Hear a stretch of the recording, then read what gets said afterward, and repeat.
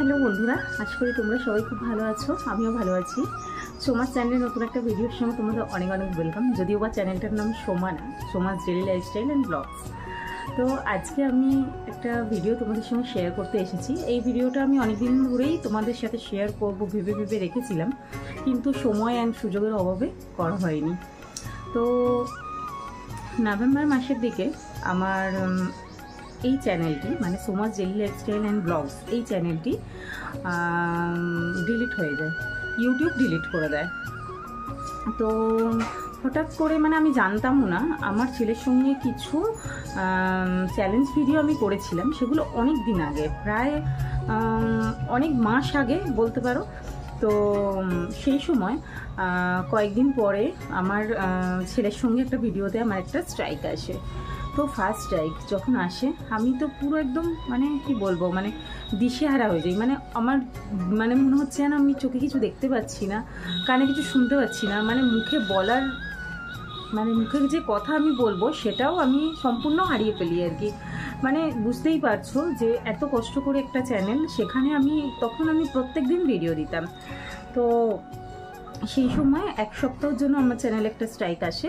তো আমি জানতামও না মানে কীরকম হয়, স্ট্রাইক এলে কী হয়। আমি সত্যি মানে ইউটিউবে ভিডিও আপলোড করি, বাট ইউটিউব সম্পর্কে অনেক কিছুই সেই সময় জানতাম না। আজকে গিয়ে হয়তো কিছু কিছু জেনেছি। তো তখন হঠাৎ মানে যেই টাইমে আমি ভিডিও ছাড়ার কথা, দুপুর নাগাদ আমি হঠাৎ ভিডিও ছাড়তে যাই, সেই সময় দেখি আমার ভিডিওটা মানে ছাড়া যাচ্ছে না। তো আমি তখন, তোমরা অনেকেই জানো, দীপক দা মানে আমাদের ইউটিউবেরই দীপক দা, ওনাকে আমি জানাই। উনি বলেন যে চ্যানেলে স্ট্রাইক এসেছে। তো আমি তো মানে কি বলবো, আমার মনে হয় তো আমি কোনো দিক দেখতে পাচ্ছি না, মানে কীরকম একটা কান্নাকাটি প্রচুর। তো যথারীতি যেরকম হয়, মানে আমার হাজব্যান্ড যেহেতু এই ব্যাপারে মানে আমাকে হেল্প করে বলতে ও সাথ দিয়েছে যে হ্যাঁ তুমি করো, পছন্দ করে, কিন্তু ও কোনোরকমভাবে সেরকম হেল্প করতে পারে না। হ্যাঁ, হয়তো কোথাও বাইরে আমি ঘুরতে গেলে যদি বলি ফোনটা ধরে দাও, তাহলে ও ফোনটা ধরে দেয়, হয়তো মানে ভিডিও করে দেয়। কিন্তু সবসময় যে আমার ফোন নিয়ে আমার সাথে সাথে ঘুরছে, ভিডিও করছে, ও সেই টাইমটুকুও নেই। টাইম থাকলেও ও সেইভাবে পারে না, আর ও সেইভাবে ওর কোনো মানে কি বলবো, মানে সেই রকম একটা নেই। মানে অনেকের হাজব্যান্ডরা যেমন প্রচুর মানে সবসময় ফোন ধরে ভিডিও করে, সেই জিনিসটা ওর মধ্যে নেই। তো ওই একটু আধটু মেলায় টেলায় গেলে করে দেয়।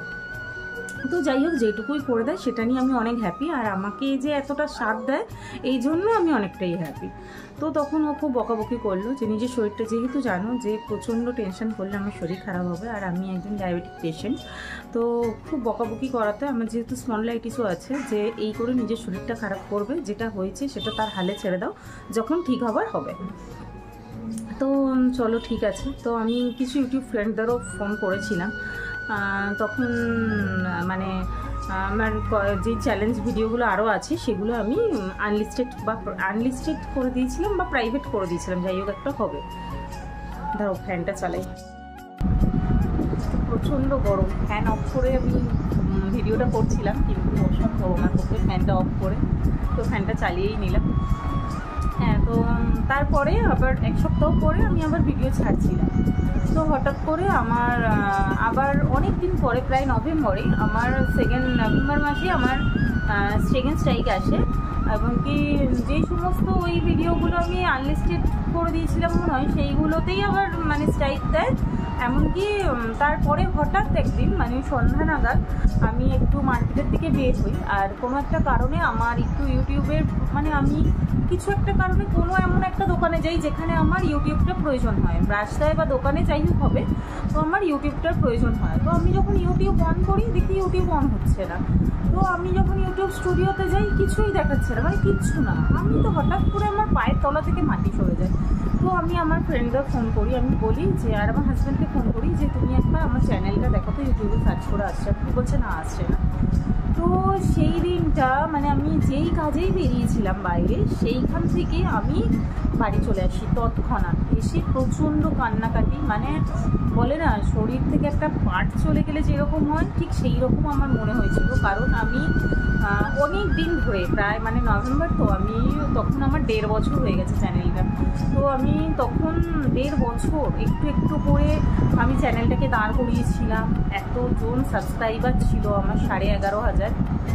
আর প্রচণ্ড স্ট্রাগল করতে হয়েছে, যেহেতু জানো আমি বাইরে একটা কাজ করি, বাইরের কাজ, ঘরের কাজ, মানে সংসারের কাজ সামনে আমি ভিডিও করতাম আর রেগুলার ভিডিও দিতাম তখন।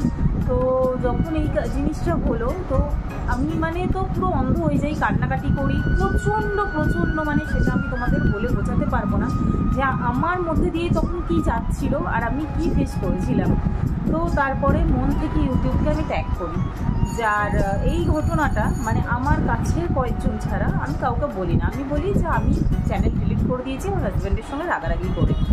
কিন্তু এটা এই কথাটা সঠিক ছিল না, কারণ আমি জানি যে এমন কিছু মানুষ আছে যারা আমার কিছু নেই কিন্তু তবুও আমাকে নিয়ে চলে, আমাকে নিয়ে জ্বলার মতো কিছু নেই। আমি এখনও বলছি আমাকে নিয়ে হিংসা করার মতো কিছু নেই, হিংসা করার মতো কিছু নেই, তাও তাদের আমাকে দেখে হিংসা হয়।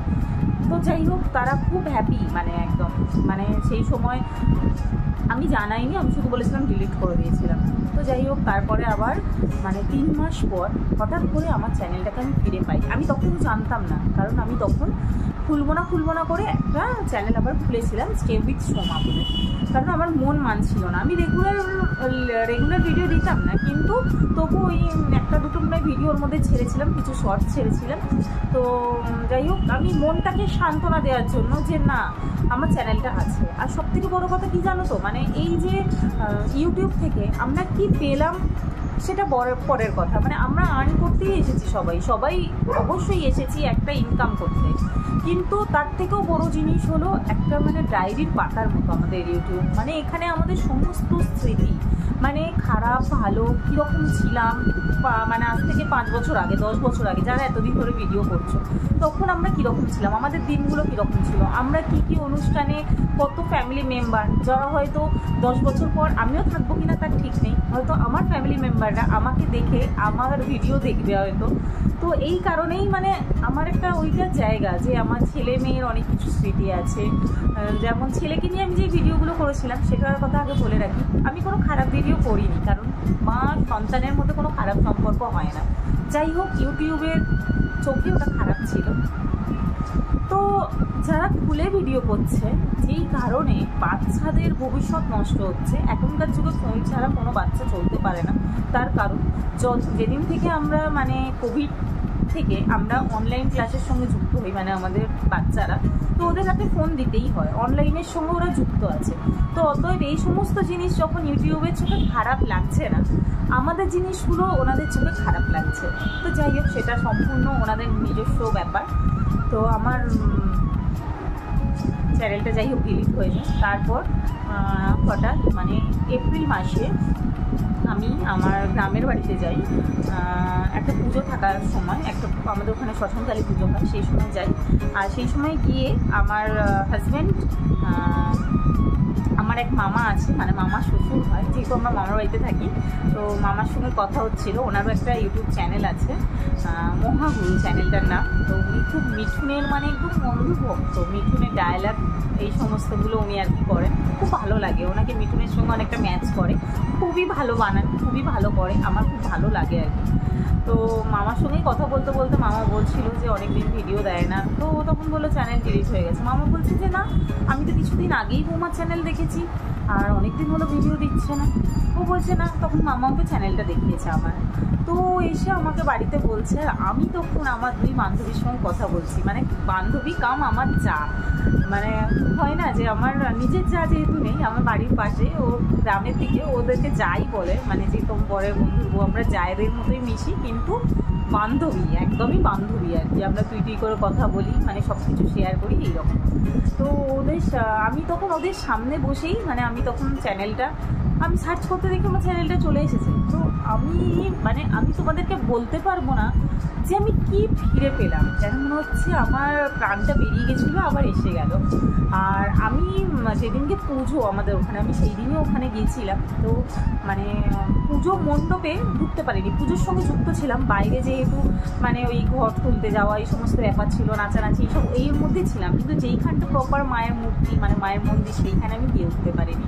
তো আমি যখন মানে অনেকটা রাত্রি, আমি তখন মায়ের সামনে যাচ্ছি আর কি, আমার বান্ধবীদের সাথেই যথারীতি। তো আমি মনে মনে বলছি যে মা, আগের বছর আমি তোমার কাছে ইউটিউব সম্পর্কে কিছু একটা চেয়েছিলাম, ইউটিউবটা আমার যাতে একটু বড় হতে পারে, যাই হোক আমার কিছু মনের ইচ্ছা আমি আগের বছর তোমাকে জানিয়েছিলাম। কিন্তু এই বছর তো আমার চ্যানেলটাই নেই, তখন আমি জানি না যে আমার চ্যানেলটা ফিরে পেয়েছি। তো আমি মানে আমার আর কিছু চাওয়ার নেই, মানে ইউটিউবটা চলে গেছে, আমার আর কিছু চাওয়ার নেই। তো যাই হোক, চ্যানেলটা ফিরে পেয়েছি, খুবই আনন্দ। এখন মাঝে মধ্যে ভিডিও দিই, সকালের দিকটা ভিডিও করে উঠতে পারি না, আর শরীরও সাথ দেয় না, তারপর সংসার তো আছেই। তো এতগুলো কথা আমি তোমাদেরকে বললাম। তোমাদের কীরকম লাগলো আমার চ্যানেলটা যে ফিরে এসেছে তোমরা বলো। অনেকেই আছে, আমার অনেক মিষ্টি বন্ধুরা আছে যারা খুবই খুশি হয়েছে, আর আমাকে দেখে আর কি অনেকেই বলেছে যে খুব ভালো লাগলো আবার দেখে। তো রেগুলার ভিডিও দিতে পারছি না, এইভাবেই এগোবো, হয়তো এই আশা নিয়ে এগোবো, কোনো দিন না কোনো দিন আমিও হয়তো কিছু আর্ন করতে পারবো, আমারও হয়তো ফার্স্ট পেমেন্ট আসবে, যদি তোমাদের ভালোবাসা আর ভগবানের আশীর্বাদ থাকে আমার সাথে। তো যাই হোক, উনি যখন মানে আমার ওই চ্যানেলকে ফেরত দিয়ে দিয়েছে, তাহলে হয়তো ওনার আশীর্বাদ আমার মধ্যে আছে, এটা আমি আশা করি। 3 মাস পরে আমি যখন আমার চ্যানেলটা ফেরত পেয়েছি। তো কিছুদিন আগে তোমরা অনেকেই চেনো অনুশ্রী ব্লগস বলে, অনুশ্রী বোনের চ্যানেল আছে, অনুশ্রী এক্সট্রা বলে একটা চ্যানেল আছে, দুটো চ্যানেল। ও ফেসবুক, ইউটিউব, ইনস্টা সবেতেই অ্যাক্টিভ আর কি। তো খুব ভালো লাগে আমার অনুশ্রীকে, আমি ওর প্রত্যেক ভিডিও দেখি। এমনকি তুতুনকে তো কোনো কথাই হবে না, মানে তুতুনের কথা বলা, তুতুনের চালচলন, তুতুনকে মানে সত্যি বলছি আমার খুবই ভালো লাগে। প্রত্যেকটা বাচ্চাকে আমি খুব পছন্দ করি। আর এই সমস্ত মায়েদের আমি ভিডিও দেখি যাদের ছোটো বাচ্চা আছে, তাদের তো আমি মানে ওই বাচ্চাদের দেখার জন্যই হয়তো তাদের মায়েদের ভিডিও দেখি। তো যাই হোক, অনুশ্রী বোনের চ্যানেল অনুশ্রী ব্লগস, ওই চ্যানেলে কিছুদিন আগে একটা স্ট্রাইক এসেছিলো, 1 সপ্তাহের জন্য বন্ধ ছিল। এই রিসেন্ট মানে একটা স্ট্রাইক আসে, ওটা 2 সপ্তাহের জন্য অনুশ্রী বোনের চ্যানেলটা আর কি বন্ধ আছে, ও ভিডিও ছাড়তে পারছেন। তো একদিন খুবই কান্নাকাটি করেছিল, সেখানে ওনার হাজব্যান্ডের সঙ্গে মানে দাদাভাই, ও মানে ভোটে ডিউটি করে বাড়ি ফিরেছিল।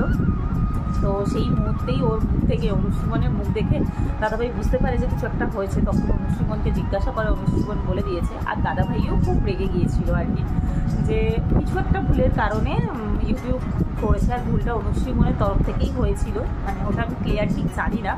তো তোমাদেরকে ওই ভিডিওরই কিছু ক্লিপ আমি দেখাচ্ছি আর কি। এটা তার পরের দিনে, যেই দিন চ্যানেলটা ডিলিট হয়েছে সেদিন বোন খুব কান্নাকাটি করেছিল, কিন্তু এটা তার পরের ব্লগ একটা। বোন এখন অনুশ্রী এক্সট্রা চ্যানেলে ভিডিও ছাড়ে, তো সেই ক্লিপই তোমরা একটু দেখো। কালকের ভিডিওতে দেখেছো, আশা করি অনেকেই কালকের ব্লগটা হয়তো বা দেখেছো আমাকে কান্নাকাটি করে কথা বলতে, কিন্তু সেই ব্লগে অনেকেই কিন্তু আমাকে প্রচুর ভালোবাসা দিয়েছে, আবার অনেকেই নাটক মনে করেছে, অনেকেই অনেক নেগেটিভ কথা বলেছে। এবার বলি, অনেকেই বলছো টাকার লোভ কত, এরকম এই কমেন্টটা করেছো। তাদেরকে একটা কথা বলি, না গো, টাকার লোভে আমি ওটা কিছু বলিনি। একটা চ্যানেল যখন একটা সাবস্ক্রাইবার দিয়ে শুরু হয়, তার প্লে বাটন পাওয়া থেকে শুরু করে সেখান থেকে তোমাদের ভালোবাসা পাওয়া, এবং অবশ্যই তার সঙ্গে তো আর্নিং আছেই। তারপর যদি চোখের সামনে চ্যানেলটার ক্ষতি হয়, কিছু হয়ে যায়, মানে বলতে পারো শরীর খারাপ করে, তাহলে কি সুস্থ থাকা যায় বলো? কতটা কষ্ট হয়। আমি তো কষ্ট পাচ্ছিলামই। তো ঘরে ঢোকার সঙ্গে সঙ্গেই ও আমার মুখ দেখে বুঝে যায় যে আমার কিছু একটা হয়েছে। তো একটা মানুষ যখন মানে ভিডিও করে, ভিডিও বানায়, তারপর ওদের তো মানে একটা আর্নিং চ্যানেল অনুশ্রীবনের, তো অনেক দিন ধরে আর্ন করছে, ওর মধ্যে অনেক স্বপ্ন জড়িয়ে আছে, এমনকি মেয়ে ছোটোবেলা, নিজের অনেক আগের মুহূর্ত সেইগুলো আছে। তো অনেকেই অনেক খারাপ কমেন্ট করেছে যে এত লোক তোমাদের হ্যান ত্যান অনেক কিছু।